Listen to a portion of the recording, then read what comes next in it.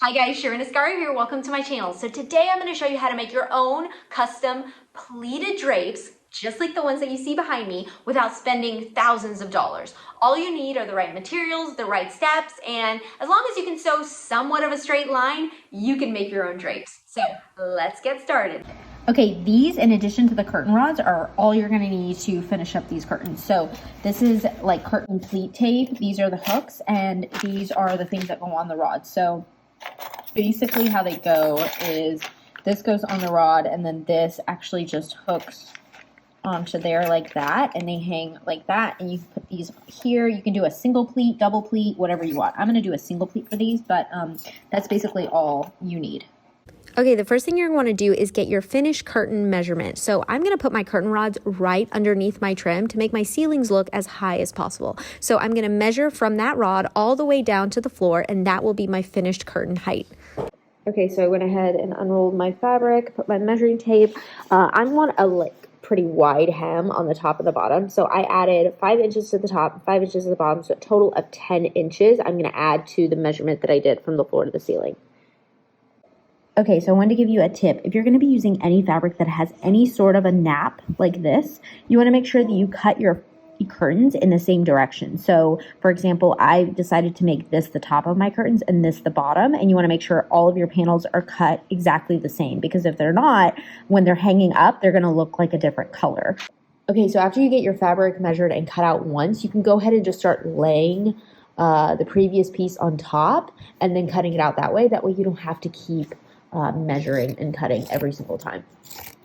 Okay, so after you have your curtain panels cut out, the next thing you're going to want to do is go through and sew the sides of the curtain panel, because you don't want any of this fraying happening. So I'm just basically going to roll it over twice, and I'm going to stitch it from the back about 1/8 of an inch away from that edge. So this is the top of my curtain. I went ahead and ironed down 1 inch and then another 4 inches. So that's a 5-inch total for the top. And then I'm going to take my curtain pleating tape, which is this stuff. You're going to want to make sure that the opening is on the bottom. You're going to center it on here, and then you're going to go through and you're going to pin it. Now you're not going to pin it all the way through. You're just going to pin it on this side. So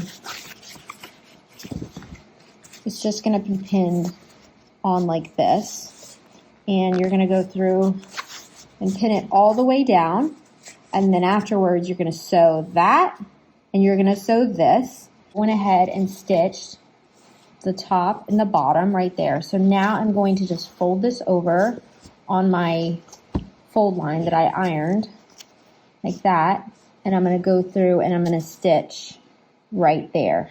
Okay, as you can see, I went ahead and stitched it there and stitched it there. When you turn it around now, you just have a really nice clean finish, and you have a stitch there and there instead of like 3 stitches. So you just have the 1 stitch, and it looks much, much better. Okay, same thing that I did on the top, I did at the bottom of the hem. So this is a 4-inch hem with a 1 inch on the inside, so 5 inches total. The way that I like putting my needles in is like this, because if you put them in like that, you can actually run your stitch on top of them, and chances are you won't hit the needle. Very rarely will you hit it, but if you put your needles in like that, you're definitely going to have to take them out. So if you're not too comfortable with the sewing machine, you're worried about going in a straight line or keeping the hem, make sure you put your needles in this way, because you have a lot more security for your fabric to stay in place, because you can actually sew right on top of them. Okay, so there's lots of different ways that you can pleat it with this. You can do a double pleat, a single pleat. I'm just going to do a single pleat for these. So the way I'm going to do that is I'm going to put that one there. I'm going to skip one, and then I'm going to go to the next one like that. And I'm going to do that all the way down the line. So I'm going to skip one and then go to the next one. You're just going to put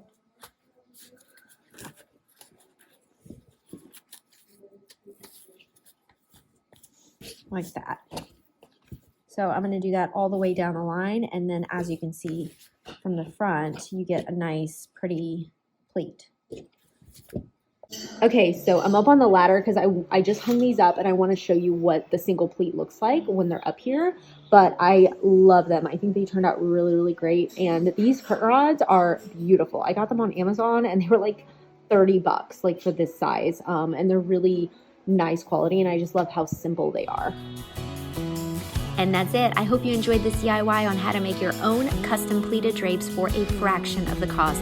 If you like this video, please give it a like and subscribe below, and I will see you next time. Bye.